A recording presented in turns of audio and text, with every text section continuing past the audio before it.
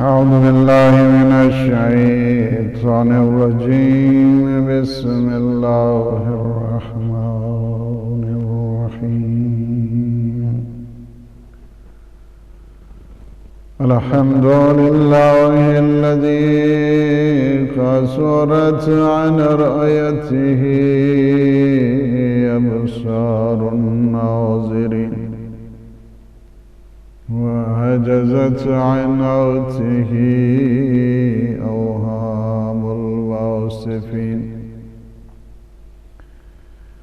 الصلاة والسلام والتحية والإكرام على النبي المؤيد والرسول المصدق المصطفى الأمجد المحمود الأحمد سيدنا ونبينا وشفيع ذنوبنا وطبيب نفوسنا أبي القاسم محمد وعلى أهل بيته الطيبين الطاهرين المعصومين المنتجبين الهداة المهديين سيما بقية الله في العالمين روحي وأرواح العالمين لتروا بمقدمه الفداء. ولعنة الله على أعدائهم أجمعين من الآن إلى قيام يوم الدين. أما بعد فقد قال الله سبحانه وتعالى في محكم الكتاب المبين. بسم الله الرحمن الرحيم. ألم تر كيف ضرب الله مثلا كلمة طيبة كشجرة طيبة أصلها ثابت وفرعها في السماء تؤتي أكلها كل حين بإذن ربها. يضرب الله الأمثال للناس لعلهم يتذكرون. درسگاہ سید الشہداء امام حسین علیہ السلام کی مجالس کا سلسلہ جاری ہے، اور آج ہم اس تیسرے مرحلے میں ہماری گفتگو شجر طیبہ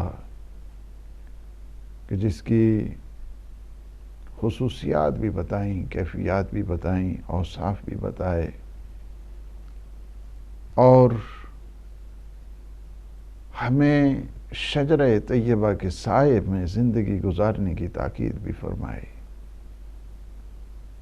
اور سب سے پہلے ہمیں تفکر اور تعقل کی طرف متوجہ کیا کہ علم تر کیف ضرب اللہ مثلا کلمۃ طیبۃ کشجرۃ طیبہ. کیا آپ نے نہیں دیکھا؟ توجہ کرنے کے لیے کہ اللہ نے کس طرح مثال دی ہے کلمہ طیبہ کی. کلمہ طیبہ کی مثال شجر طیبہ سے دی ہے، اور یہ ایسا کلمہ ہے کہ جس میں ہمیشہ پاکیزگی ہے.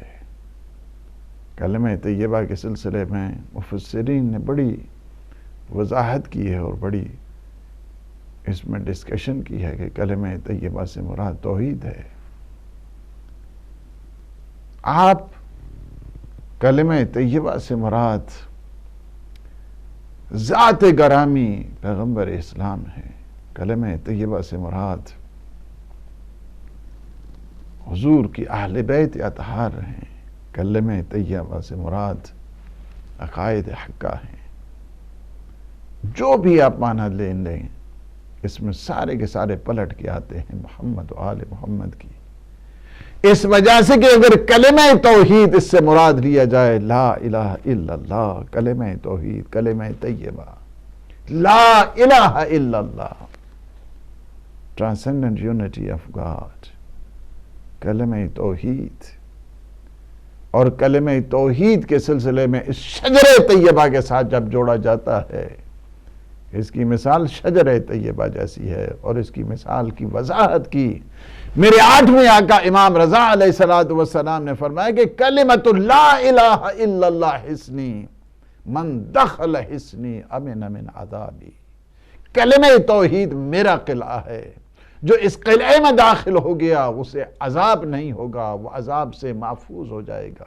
یہاں آپ نے دیکھا کہ جب نیشا پور کے ان محدثین نے، محرخین نے، جتنے مورخین تھے، 24 ہزاروں کی تعداد میں لوگوں نے قلم اٹھائے ہوئے اور فرزند زہرا، فرزند رسول خدا کا استقبال کرتے ہوئے اور کہا، فرزند رسول، یا ابن رسول اللہ، جو کہ امام علیہ السلام ہماری پہ بیٹھے ہوئے تھے اور وہ دیکھ نہیں پا رہے تھے، سب سے پہلے کہا، فرزند رسول آپ دیدار مصطفی کرائیے۔ جب آپ نے دیدار کرایا، اس ہماری کے پردے کو ہٹایا، اور جب لوگوں نے دیدار کیا جمال مصطفیٰ کا، اس کے بعد آپ نے پردے کو جو ہٹایا ہوا تھا، پردہ بند ہو گیا، انہوں نے رستہ روک لیا، کہا، یا ابن رسول اللہ، آپ نے دیدار مصطفیٰ کرایا ہے، ابھی لہجہ مصطفی کی بھی زیارت کرائیں، آپ اپنے جد کی حدیث سنائیں۔ یہ دیکھیں ایوولوشن ہو رہا ہے، جب حضور حدیث سنانا چاہتے تھے کوئی سننا نہیں چاہتا تھا، آج فرزند رسول حدیث سنانے کے لیے اور ہزاروں کی تعداد میں 24,000 قلمدان لیے ہوئے، اور فرزند مصطفیٰ کا، فرزند زہرا کی وہ حدیث سننے کے لیے کہ آپ اپنے جد کی کوئی حدیث سنائیں، اور میرے آقا نے اس وقت حدیث کو اس انداز کے ساتھ سنایا کہ میں آج وہ آپ کو حدیث سنانے جا رہا ہوں جو میں نے اپنے بابا سے سنی ہے، انہوں نے اپنے بابا سے سنی ہے، انہوں نے امام محمد باقر علیہ السلام سے سنی ہے، امام محمد باقر نے امام زین العابدین سے سنی ہے، امام زین العابدین نے سید الشہداء سے سنی ہے، سید الشہداء نے امام حسن مجتبیٰ سے سنی ہے، امام حسن مجتبیٰ نے امیر المؤمنین سے سنی ہے، امیر المؤمنین نے پیغمبر اسلام سے سنی ہے، پیغمبر اسلام نے جبرائیل امین سے سنی ہے، جبرائیل امین نے اللہ سے سنی ہے۔ کیا ہے حدیث؟ وہ آج سنانے جا رہا ہوں۔ اس حدیث کو سلسلۃ الذہب کہتے ہیں، گولڈن چین، سارے کے سارے اس میں کھڑے ہیں، اس میں کوئی ایک بھی ایسا نہیں ہے کہ جو غیر معصوم ہو۔ تدوین حدیث میں، ٹرانسمیشن میں، سند میں، اسناد میں، وہ حدیث معتبر نہیں ہوتی ہے کہ جس کا سلسلہ معصوم کے ساتھ نہ جڑ جائے۔ ہمارے نزدیک وہ حدیث معتبر ہوتی ہے کہ جس کا سلسلہ در عصمت تک جا کے پہنچے، پھر وہ حدیث صحیح کہلاتی ہے۔ اگر بروکن چین ہو جائے، مرسلہ بن جائے، اس کو صحیح نہیں کہتے ہیں، اس کی مزید انویسٹیگیشن کی ضرورت ہوا کرتی ہے۔ سبحان اللہ، فصاحت اور بلاغت امام دیکھیے، اللہ رے فصاحت معصوم۔ امام نے ایک ہی حدیث میں بہت سارے ان مسائل کو حل کر دیا ہے۔ سب سے پہلے درس امامت دیا انہیں، سب سے پہلے اسماء معصومین بتائے، لوگوں کو بتایا کہ ائمہ کے نام یہ ہیں، ائمہ کی شان یہ ہے، ائمہ کا کلام یہ ہے۔ سب سے پہلے انہیں درس دیا امامت کا، عصمت کا، شہامت کا۔ علم کا، فکر کا، تعقل کا اور تفکر کا درس دیا، کلمہ طیبہ کا۔ الم تر کیف ضرب اللہ مثلا کلمۃ طیبۃ کشجرۃ طیبہ، کلمہ طیبہ سکھایا اور اس کے ساتھ لنک بنایا شجرہ طیبہ کے ساتھ۔ کیا آپ نے نہیں دیکھا ہے کہ اللہ نے کیا مثال دی ہے کلمہ طیبہ کی شجرہ طیبہ کے ساتھ؟ اور وہ کلمہ طیبہ کیا ہے کہ جس کی وضاحت میرے 8ویں آقا امام رضا علیہ السلام نے فرمائی ہے۔ فرمایا میں وہ حدیث سناؤں گا کہ جو میرے بابا نے مجھے سنائی، اور یہ سلسلہ چلتے چلتے حضور تک گیا ہے، اور حضور نے جبرائیل امین نے اللہ سبحانہ وتعالی سے کون سی ہے حدیث؟ کلمۃ لا الہ الا اللہ حسنی فمن دخل حسنی امن من عذابی۔ امام نے کلمہ طیبہ کو شجرہ طیبہ کے ساتھ جوڑ دیا ہے۔ اور یہ سلسلہ اسناد ایسا ہے کہ حضرت احمد ابن حنبل جو حنبلی فقہ کے امام ہیں، فرماتے ہیں کہ وہ سلسلہ سند کے جو امام رضا علیہ السلام نے جس انداز کے ساتھ اس سند کو پیش کیا ہے، اگر وہ کسی دیوانے کے اوپر پڑھ کر دم کر دیا جائے، وہ دیوانہ عاقل بن جائے گا، عقل مند ہو جائے گا۔ جن کے ناموں میں اللہ نے وہ کمال رکھا ہے،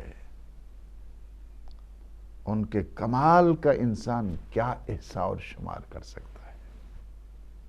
جن کے ناموں میں کی وہ تقدس اور جن کے ناموں میں اللہ نے وہ شفا رکھی ہے اور جن کے ناموں میں اللہ نے وہ قدوسیت رکھی ہے۔ امام احمد ابن حنبل فرماتے ہیں کہ اگر وہی سلسلہ کے جس انداز کے ساتھ امام نے اس سلسلہ سند کو جوڑا ہے، اگر کسی دیوانے کے اوپر پڑھ کے دم کر دیا جائے، وہ عقل مند ہو جائے گا۔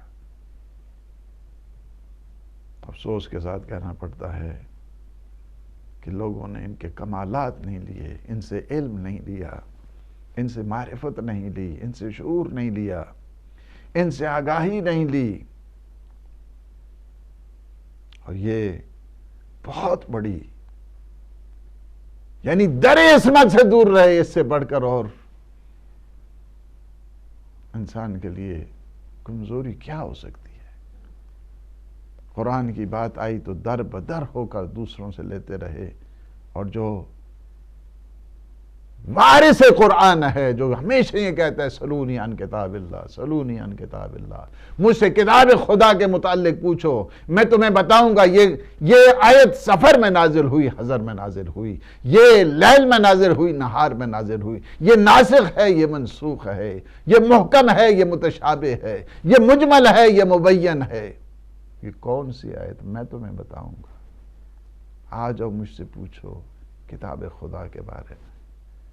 لیکن مسلمانوں نے در عصمت سے استفادہ نہیں کیا ہے۔ در بدر کی ٹھوکریں اس وقت بھی جو کھائی جا رہی ہیں، اس کا نتیجہ یہی ہے، در عصمت سے، در اہل بیت سے، در امیر المؤمنین سے، در سید الشہداء سے دوری ہے۔ مسلمان اس علم سے کہ جو علم لدنی ہے، درسگاہ الہی کے یہ پروردہ ہے، وہاں سے انہوں نے علم حاصل نہیں کیا ہے، اور یہ افسوس ہے، افسوس ہے۔ اللہ نے جن کے ناموں میں وہ کمال رکھا ہے، جس طرح امام احمد ابن حنبل فرماتے ہیں۔ دوسرا بات یہ ہے کہ انہیں سلسلہ عصمت بھی بتایا ہے۔ حقیقت میں امام یہ ہیں، حقیقت میں در عصمت یہ ہے، حقیقت میں راہبری کا جو دروازہ ہے وہ یہ ہے۔ تمہیں در بدر جانے کی ضرورت نہیں ہے، تمہیں حقیقی معنوں میں اگر خاص علم تمہیں حاصل چاہیے تو وہ آپ کو ملنے والا ہے، تو اسی دروازے سے ملے گا۔ اس طرح امام محمد باقر اور امام جعفر صادق علیہ السلام کی وہ حدیث ہے، لو شرقن و غربن، تم اگر مشرق تا مغرب چلے جاؤ، اگر تمہیں حقیقی علم ملنے والا ہے تو اسی دروازے سے ہی ملے گا. خالص علم آپ کو اسی دروازے سے ملنے والا ہے. مسلمانوں نے حاصل نہیں کیا لیکن سلمان نے حاصل کیا ہے. اہل ذر نے حاصل نہیں کیا لیکن ابو ذر انہوں نے حاصل کیا ہے. عرشی اور فرشی مودت رکھنے والے انہوں نے حاصل کیا ہے. جبرائیل امین نے حاصل کیا ہے. فرشتے آ کر وہاں سے درے کسب فیض کیا کرتے ہیں. علی کا دروازہ وہ ہے. تمہیں اگر علی کے دروازے کو چھوڑ دیا تمہیں علم نہیں ملے گا، تمہیں فقہ نہیں ملے گی، تمہیں حکمت نہیں ملے گی، تمہیں دانائی نہیں ملے گی، تمہیں دانش نہیں ملے گی. امام نے ایک حدیث کے لیے کتنے باب کھول دیے علم کے. اور یہ امام علیہ السلام نے بتایا کہ یہ سلسلہ اتنا پیور ہے، اتنی اس میں سینکٹیٹی ہے، اتنی اس میں قدوسیت ہے، اتنی اس میں شان ہے، اتنی اس میں شرافت ہے. سارے کے سارے معصوم ہیں. میں حدیث وہ نہیں سنا رہا ہوں کہ فلاں نے فلاں سے کہا تو فلاں نے فلاں سے کہا. یہ حدیث ایسی سنا رہا ہوں کہ اس میں کوئی فاصلہ ہے ہی نہیں ہے. اس میں کسی غیر معصوم کا کوئی فاصلہ نہیں. اور یہ بھی ہمیں بتا دیا کہ ان میں سے کوئی بھی جس کا بھی، اسی وجہ سے جب امام جعفر صادق علیہ السلام سے کسی نے پوچھا فرزند رسول ہم کبھی بھول جاتے ہیں، یہ آپ کی حدیث ہے، آپ کے بابا کی حدیث ہے، آپ کے آبائے طاہرین کی حدیث ہے، کس کی حدیث ہے؟ ہم بھول جاتے ہیں بعض اوقات. میرے مولا فرماتے ہیں جس کا نام لے لو کوئی بات نہیں، جس کا بھی نام لے لو صحیح ہے وہ حدیث، ان سے آپ نقل کر رہے ہیں کوئی بات نہیں ہے. اس لیے کہ ہم کوئی بات نہیں کرتے، ہم وہی کچھ کہتے ہیں جو رسول خدا نے فرمایا. کس قدر پیور، پاکیزہ اور کلمہ طیبہ سے دھلے ہوئے وہ شان. الم تر کیف ضرب اللہ مثلا کلمۃ طیبۃ کشجرۃ طیبہ. سوچا ہے اور کیا ہے؟ اللہ نے کلمہ طیبہ کو شجرہ طیبہ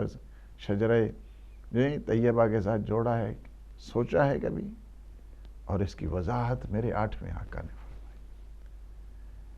نیشا پور کے ان محدثین نے، مورخین نے، محققین نے اور مفکرین نے جب کا رستہ روکا، کہا فرزند رسول نہیں جانے دیں گے، اس وقت تک نہیں جانے دیں گے جب تک آپ اپنے جد کی حدیث نہیں سنائیں گے. اور حدیث سنائی. فرمایا کلمۃ لا الہ الا اللہ حصنی فمن دخل حصنی امن من عذابی. کلمہ طیبہ، کلمہ طیبہ، توحید، اس کے علاوہ کوئی معبود نہیں ہے. Transcendent unity of God. کلمۃ لا الہ الا اللہ حصنی، کلمہ توحید میرا قلعہ ہے. فمن دخل حصنی امن من عذابی، کہ جو اس کلمہ توحید میں شامل ہو گیا ہے وہ عذاب سے محفوظ ہو گیا. سارے لوگ خوش ہو گئے، سب نے لکھ لیا. فرزند رسول نے کیا حدیث سنائی ہے. لا الہ الا اللہ پڑھیں گے جنت میں چلے جائیں گے. اسی وجہ سے حدیث میں ہے نا کہ حدیث میں کہ لا الہ الا اللہ یہ جنت کی ضمانت ہے. جی بالکل بالکل، یہ عذاب کی بھی ضمانت ہے، عذاب سے محفوظ رہنے کی بھی ضمانت ہے. اور سارے لوگ خوش ہو گئے، سب نے حدیث لکھ دی. ہماری کا پردہ جب ہٹا پھر دوبارہ سے امام علیہ السلام نے فرمایا ان میں کہیں کنفیوژن پیدا نہ ہو جائے، ان میں کہیں یہ نہ پیدا ہو جائے کہ ہاں جی اگر ہم فقط لا الہ الا اللہ پڑھیں گے تو ہم عذاب سے محفوظ ہو جائیں گے. اس کی وضاحت فرمائی، اس اجمال کی تفصیل دی ہے، اس اجمال کی تفسیر بتائی ہے میرے مولا نے۔ فرمایا کہ ہاں کلمۃ لا الہ الا اللہ حصنی فمن دخل حصنی امن من عذابی بشرطہا و شروط۔ یاد رکھو کلمہ توحید کے لیے کچھ شرط و شروط ہیں، ایسے نہیں ہے کہ تم عذاب سے محفوظ ہو جاؤ گے۔ اگر تم میں وہ شرط و شروط نہیں پائی گئیں تمہیں کلمہ توحید کوئی فائدہ نہیں پہنچانے والا۔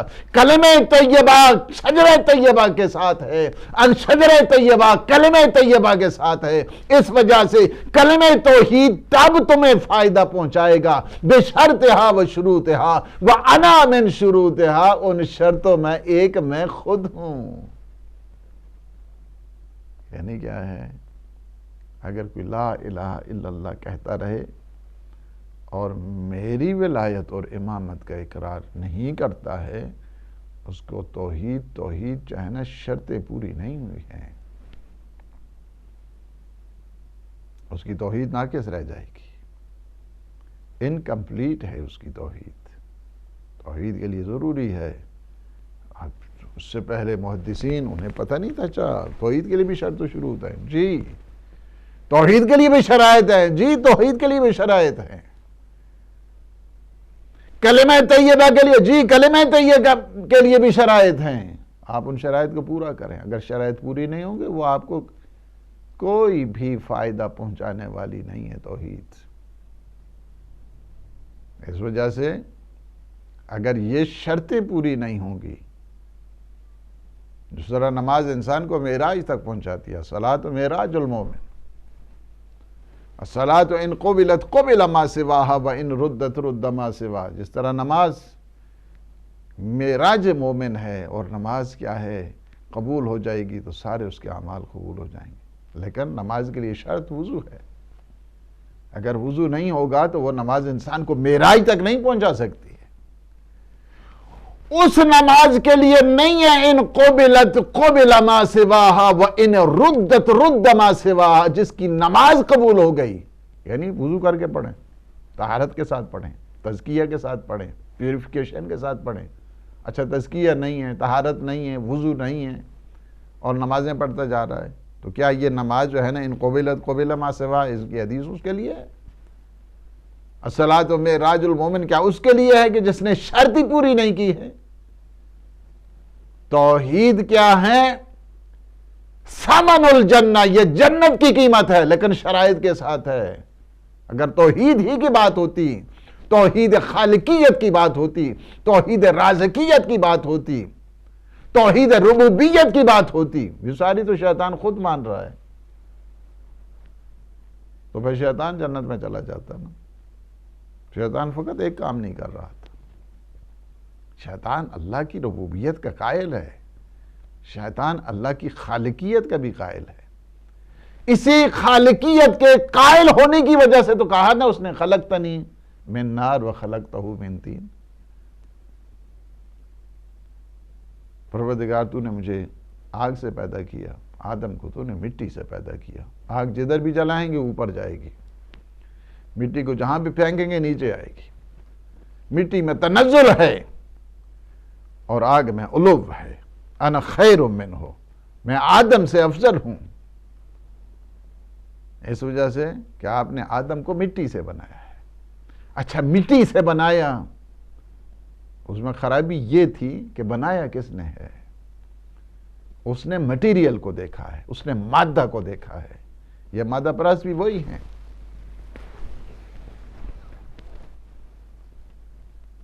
اسے رب ذوالجلال کی جلالت یہ نہیں اس نے دیکھا کہ بنایا کس نے ہے، اس نے بنایا ہے اس کی شان اتنی عظیم ہے، تجھے کیا ضرورت پڑی ہے کہ وہ کس سے بنا ہے؟ سیمنٹ سے بنے، گارے سے بنے، اینٹوں سے بنے، پتھر سے بنے، لکڑی سے بنے، سریے سے بنے، کارڈر سے بنے، جس سے بھی بنے، تمہارا کیا کام ہے؟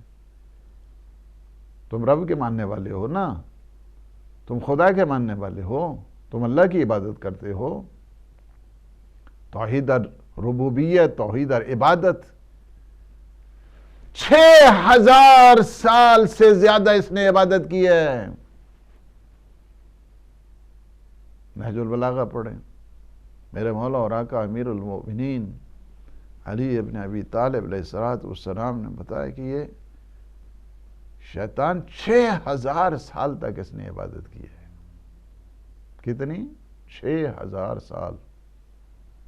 ہم اگر چند سال عبادت کریں تو کہتے ہیں ہاں جی ہم نے تو کمال کیا کمال کیا ہے۔ 6,000 سال تک عبادت کی ہے اس نے۔ اللہ کی عبودیت کا قائل ہے، اللہ کی ربوبیت کا قائل ہے، اللہ کی خالقیت کا قائل ہے۔ آپ نے مجھے آگ سے بنایا، آدم کو تو نے مٹی سے بنایا، آگ مٹی سے افضل ہوا کرتی ہے، انا خیر منہ۔ لیکن اس کی خوب سے باطنی یہ تھا، اس کی خباثت یہ تھی کہ اس نے ربوبیت کے احترام نہیں کیا، جلالت کے احترام نہیں کیا، اس عظمت کے احترام نہیں کیا، اللہ کے خلیفہ کا اس نے احترام نہیں کیا۔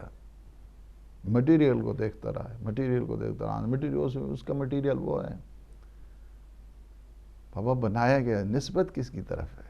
اس نسبت کو اس نے نہیں دیکھا ہے۔ اگر یہ نسبت کو سمجھ جاتا تو شیطان گمراہ نہیں ہوتا۔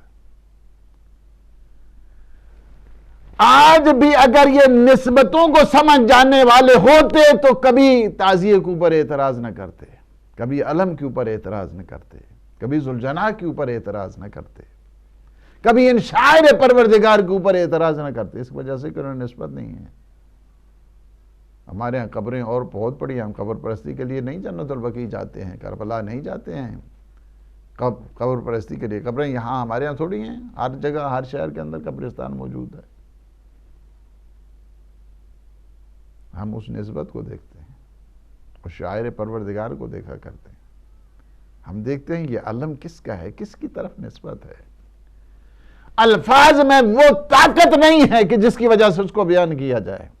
اس وجہ سے تصویریں، اس کے ذریعے بڑی بڑی کتابیں تصویر کے اندر آ جایا کرتی ہیں۔ اس جب تصویر کو دیکھتے ہیں ایک پوری تہذیب اور ثقافت ہمارے ذہن میں آ جاتی ہے۔ کربلا پوری ثقافت کا نام ہے، پوری تہذیب کا نام ہے۔ اسی طرح تعزیہ ہے، ہم دیکھتے ہیں نسبت کس طرف ہے، سید الشہداء کی طرف ہے۔ اس وجہ سے احترام کرتے ہیں، تعظیم کرتے ہیں، عبادت نہیں کرتے ہیں۔ نہ ہم علم حضرت عباس کی عبادت کرتے ہیں، نہ تعزیے کی ہم عبادت کیا کرتے ہیں، نہ ہم ذوالجناح کی عبادت کیا کرتے ہیں، نہ ہم جھولے کی عبادت کیا کرتے ہیں، نہ ہم تابوت کی عبادت کیا کرتے ہیں۔ عبادت اللہ کے لیے ہے، ہم تعظیم کیا کرتے ہیں کہ نسبت کس طرح جا رہی ہے۔ اور اگر نسبت کو نہیں سمجھیں گے تو وہی شیطان والی خطا ہے، کوئی دوسری چیز نہیں ہے۔ شیطان نے بھی یہی کیا تھا، اس نے نسبت کو نہیں دیکھا تھا، اس نے مٹیریل کو دیکھا تھا۔ مٹیریل تو وہی ہوتا ہے، وہی اینٹیں ہیں کہ جو آپ اپنے گھر پہ لگاتے ہیں، وہی اینٹیں ہیں جو آپ مسجد میں لگاتے ہیں۔ مسجد کی اینٹوں کو آپ بوسہ دیتے ہیں، گھر کی اینٹوں کو آپ بوسہ دیتے ہیں۔ نسبت ہو گئی ہے، خانہ خدا کے ساتھ اس کی نسبت ہوگی۔ وہی کپڑا ہے، ایک کپڑے سے آپ نے یہ قبا بنا لی، اسی سے دوسرا جو ہے نا آپ نے قرآن کا غلاف بنا لیا۔ اس قبا کو کوئی بوسہ نہیں، لیکن وہ جو قرآن چونکہ اللہ سبحانہ وتعالی کی کتاب کے ساتھ نسبت جڑ گئی ہے، اس وجہ سے اس کا احترام کرتے ہیں، اس کو بوسہ دیتے ہیں، عبادت نہیں کرتے۔ ہم قرآن کے غلاف کی مگر عبادت کرتے ہیں، ہم مگر وہ اینٹیں جو مسجد میں لگی ہوتی ہیں اس کی عبادت کرتے ہیں۔ عبادت تو اللہ کے لیے ہوتی ہے۔ نسبت کو دیکھ کر شریف انسان ہمیشہ نسبتوں کو دیکھ کر تعظیم کیا کرتا ہے، اور اس کے لیے کوئی ضروری نہیں ہوتا ہے کہ وہ انسان ہو یا حیوان ہو، یا ممکن ہے کہ جمادات کے ساتھ اس کا تعلق ہو۔ آپ ان الصفا والمروہ من شعائر اللہ، وہ پتھر ہیں، آپ اس کا احترام کرتے ہیں، مگر ہم عبادت کر رہے ہیں وہاں پہ جا کے۔ ان پتھروں کی ہم عبادت کرتے ہیں، ہم تو خدا کی عبادت کرتے ہیں۔ حجر اسود تعظیم کرتے ہیں، استعلان کرتے ہیں آپ دور سے، آپ مگر اس کی عبادت کر رہے ہیں، ہم دور سے کہتے ہیں بسم اللہ اللہ اکبر۔ آپ بوسہ نہیں دے سکتے رش کی وجہ سے، ازدحام کی وجہ سے، اس بھیڑ کی وجہ سے، اور آپ دور سے جو ہے کہتے ہیں بسم اللہ اللہ اکبر، اور اس کے بعد جو ہے نا اپنے نئے طواف کو جو ہے وہ اگلے سرکل میں جو ہے نا چلے جاتے ہیں.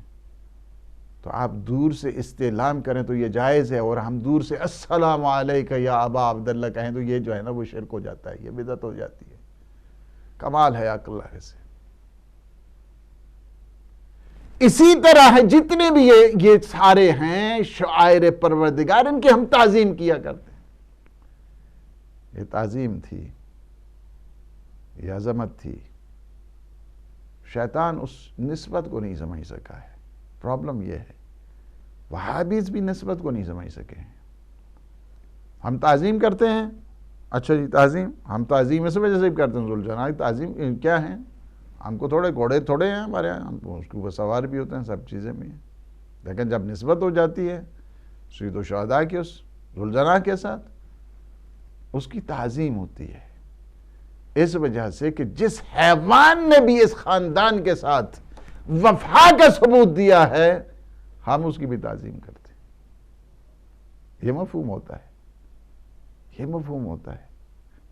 جتنا بھی ہے یہ علم شجاعت کا مظہر بن جایا کرتا ہے. تمہیں پتہ نہیں یہاں سے بڑے بڑے شجاع جو تیار ہوتے ہیں، علم اٹھاتے ہیں جی، وہ کسی زمانے کے یزید سے گھبراتے نہیں ہیں، نہ وہ خوف ہے ان میں، نہ کوئی خطر ہے ان میں. وہ جب علم اٹھا لیتے ہیں تو یہ ہوتا ہے کہ ہم حسینی ہیں، ہم سائے حضرت عباس علمدار میں ہماری جان تو جا سکتی ہے، علم نہیں گر سکتا ہے.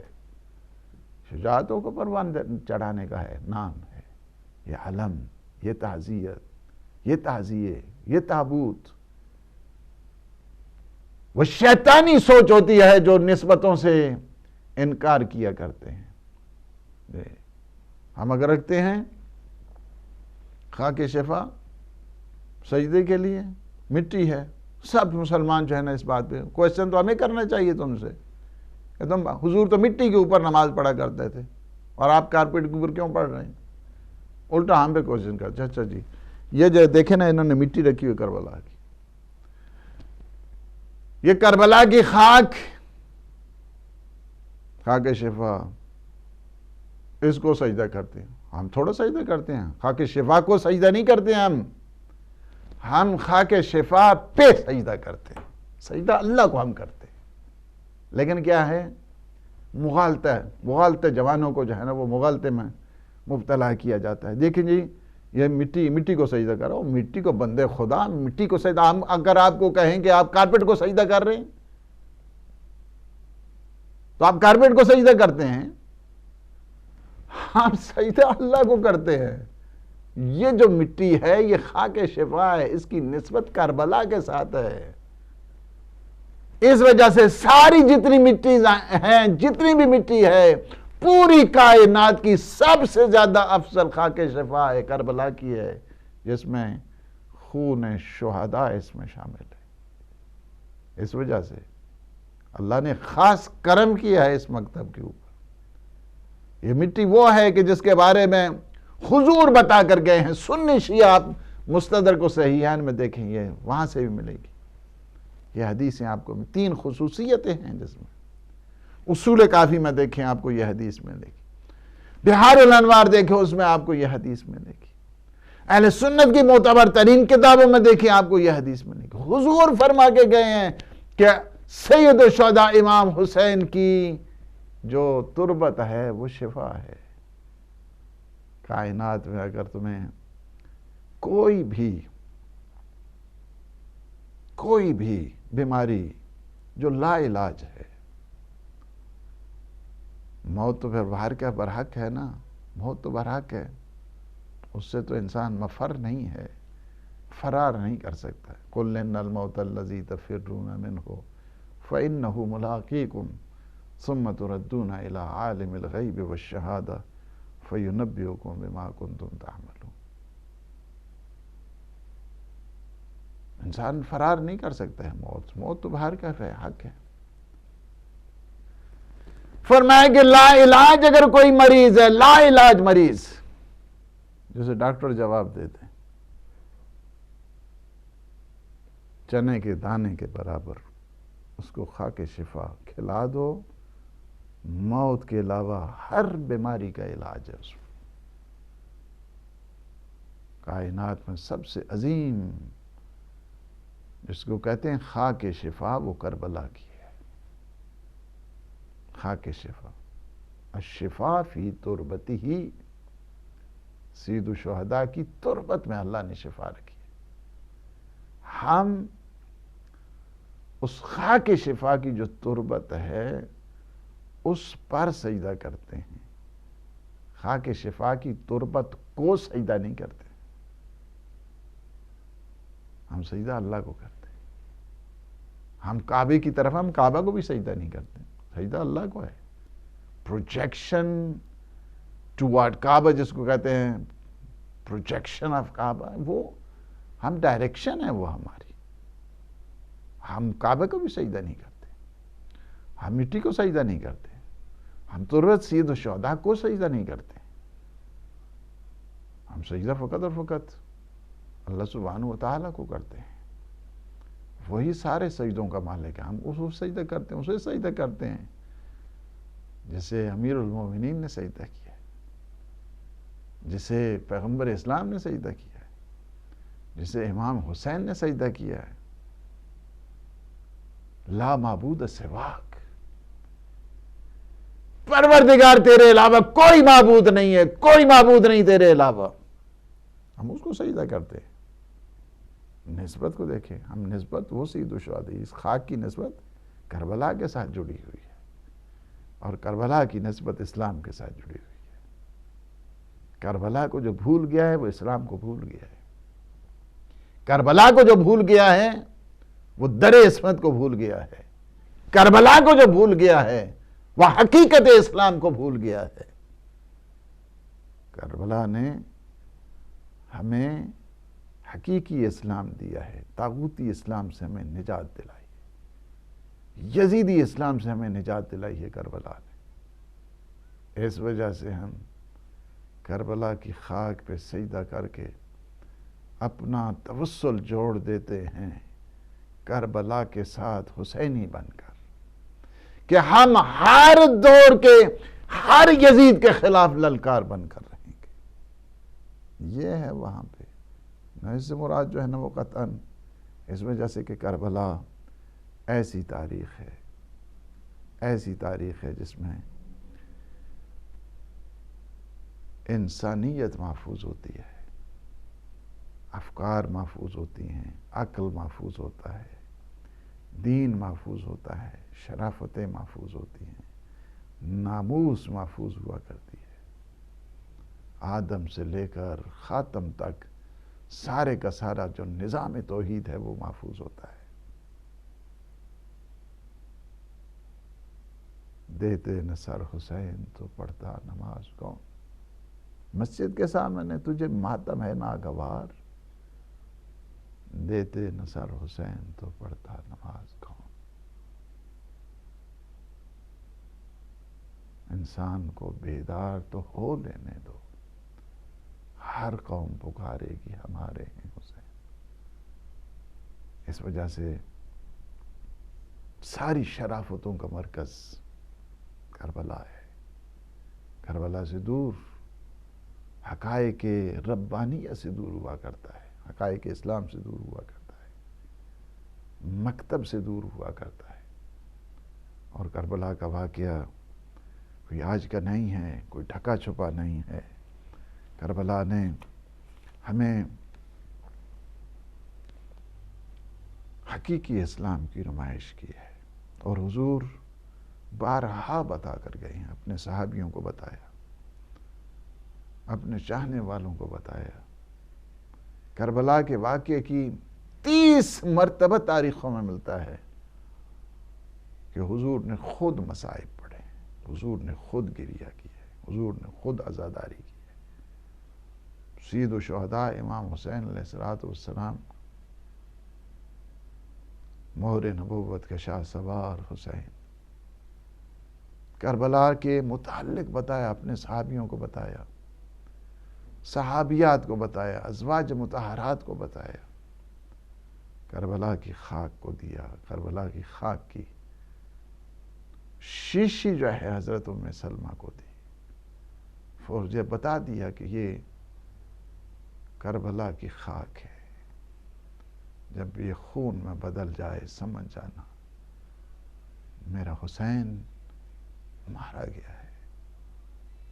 اے کربلا کی خاک، تو اس احسان کو نہ بھول، تڑپی ہے تجھ پہ لاش جگر گوشے بطول۔ دوسری محرم، یثرب کے مسافر پہنچے ہیں کربلا کی اس سرزمین پر، تاریخ کہتی ہے 7 رہوار امام نے تبدیل کیے۔ 7 رہوار تبدیل کرنے کے بعد جب گھوڑے آگے نہ بڑھے، یہ بھی تقدیر مقدرات ہیں، ان کو سمجھنے کے لیے، دنیا کو بتانے کے لیے کہ یہ سب کو پتا ہے کہ یہ ایک ایسی منزل آ گئی ہے۔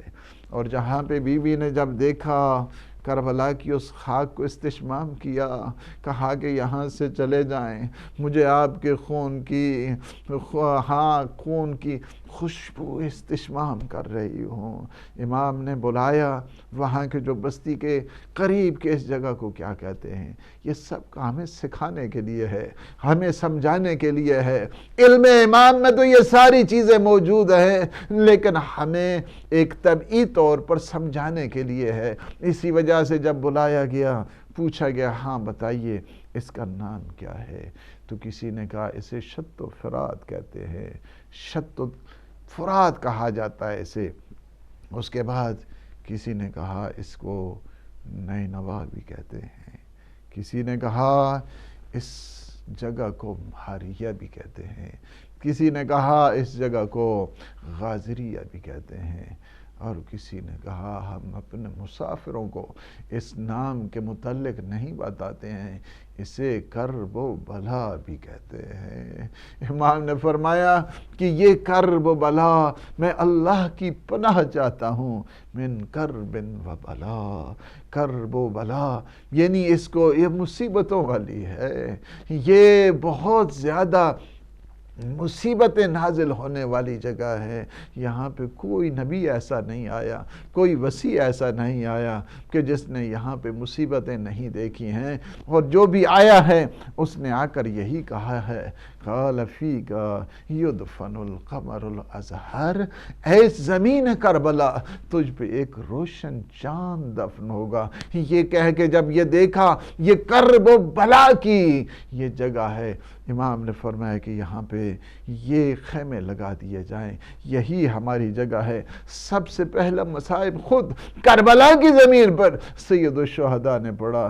سارے جب آ چکے، جب کچھ سب نے یہاں پہ آ کر قیام کیا، قیام کرنے کے بعد امام علیہ السلام نے فرمایا واللہ ہا ہنا مناخ رکابنا، یہ وہ جگہ ہے کہ جہاں پہ ہماری سواریاں بیٹھیں گی، ہا ہنا واللہ مسفک دمائنا، یہ وہ جگہ ہے کہ جہاں پہ ہمارا خون بہایا جائے گا، ہا ہنا واللہ تسوی حریمنا، یہ وہ جگہ ہے کہ جہاں پہ ہمارے پردہ دار لٹ جائیں گے، واللہ ہا ہنا واللہ فرماتے ہیں محل رکابنا، یہ ہمارے بیٹھنے کی جگہ ہے، یہ ہماری سواریوں کی بیٹھنے کی جگہ ہے، محل قبورنا، یہ وہ جگہ ہے کہ جہاں پہ ہماری قبریں بنے گی، ہا ہنا واللہ محشرنا و منشرنا، یہ وہ جگہ ہے کہ جہاں سے ہمارا حشر و نشر ہوگا۔ اور فرماتے ہیں کہ ہا ہنا وعدنی جدی رسول اللہ صلی اللہ علیہ وآلہ وسلم ولا خلف لبعدہ، فرمایا کہ یہ وہی جگہ ہے کہ جس کا وعدہ میرے جد مصطفیٰ نے فرمایا تھا، اور ان کے وعدے میں کبھی خلاف ورزی نہیں ہو سکتی۔ ہم کہتے ہیں ابو طالب کی شہزادیاں وہاں پہ آ گئیں، سکونت تبدیل کرنے والے جانتے ہیں کتنا مشکل ہوتا ہے دوسری جگہ پہ۔ امام نے سب سے پہلے کیا کیا ہے، قبیلہ بنی اسد کے وہ جس کی جگہ تھی ان کو بلایا، تاکہ حقوق انسانی کا تحفظ 60,000 درہم میں اس جگہ کو لے لیا گیا، اور جگہ لینے کے بعد یہ جگہ ان کے نام ہبہ کر دی۔ 3 شرطیں لگا دی۔ سب سے پہلی شرط یہ ہے کہ جب ہمارے زوار آئیں انہیں ہماری قبروں کے نشان بتائے جائیں، ہماری قبروں پہ حل نہ چلائیں۔ تیسری یہ ہے کہ ہماری لاشوں کی تدفین کر دیں۔ اس کے بعد تاریخ کہتی ہے کہ امام نے کیا کیا، مردوں کو بلایا اور مردوں کو بلا کر فرمایا کہ جب 11 محرم ہوگی قوم اشقیا اپنے نجس لاشوں کو لے کے چلے جائیں گے، تم اس طرح کرنا 11ویں محرم کو آ جانا، ہماری لاشوں کی آ کر تدفین کر دینا۔ اس کے بعد امام نے کیا کیا، عورتوں کو جمع کیا، فرمایا کہ اگر تمہارے مرد حکومت کے خوف سے ہمارے لاشوں کی تدفین نہ کر سکیں، تم پانی بھرنے کے بہانے آ جانا، ہماری لاشوں کی تدفین کر دینا۔ پھر امام نے بچوں کو ایک لائن میں کھڑا کیا اور فرمایا کہ اگر تمہارے والدین حکومت کے خوف سے ہماری لاشوں کی تدفین نہ کر سکیں، تم کھیل کے بہانے آ جانا، اپنی مٹھی میں مٹی بھر کر ہماری لاشوں پہ ڈال دینا۔ آج بھی جب عاشور کا دن آتا ہے نا تو قبیلے بنی اسد کے جوان آتے ہیں، جوان آ کر بیلچے اٹھائے ہوتے ہیں اور بیلچے اٹھا کر یہی آواز دے رہے ہوتے ہیں، این الحسین، این الحسین، مولا ہم تو دفن کرنے کے لیے آئے۔ لعنت اللہ علی القوم الظالمین وسيعلم الذين ظلموا أيّ منقلب ينقلبون۔ خدایا بحق محمد و آل محمد ہمارے ان لمحات کو اپنی عبادت میں شمار فرما۔ پروردگار ہمارے جتنے مومنین مومنات اس وقت اس عزاء اس پرسے میں شامل ہیں، پروردگار تو ان سب کو اور ان سب کو صحت دے، سلامتی دے، اور پرسے امام حسین علیہ السلام سیدہ کی بارگاہ میں منظور و مقبول فرما۔ پروردگار عزاداران سید الشہداء جو گزشتہ سال تھے اب نہیں ہیں، پروردگار اس مجلس کا ثواب ان کے نام اعمال میں، اور جتنے ہمارے مومنین مومنات دیکھ رہے ہیں، پروردگار ان سب کے مرحومین کی نام اعمال میں، اور بالخصوص یہ مجلس کا ثواب حاجی منظور کربلائی، مسز منظور کربلائی، مولوی علی محمد، مرزا غلام، سرور جان، ملک جان، قربان حسین شاہ اور مسز قربان حسین شاہ کے نام اعمال میں ودیعت فرما۔ پروردگار ان سب کو کروٹ کروٹ جنت نصیب فرما، انہیں معصومین علیہ السلام کا جوار مقدس نصیب فرما۔ یا عالم اسلام کو سر بلند فرما، عالم طاغوت کو نابود فرما۔ حسینی جہاں جہاں پہ بھی ہیں پروردگار تو ان کی حفاظت فرما، یزیدیوں کو نیست و نابود فرما۔ وارث غم امام زمان قطب عالم امکان کے ظہور پر نور میں تعجیل فرما۔ اللہم عجل لولیک الفرج، اللہم صلی علی محمد و آل محمد۔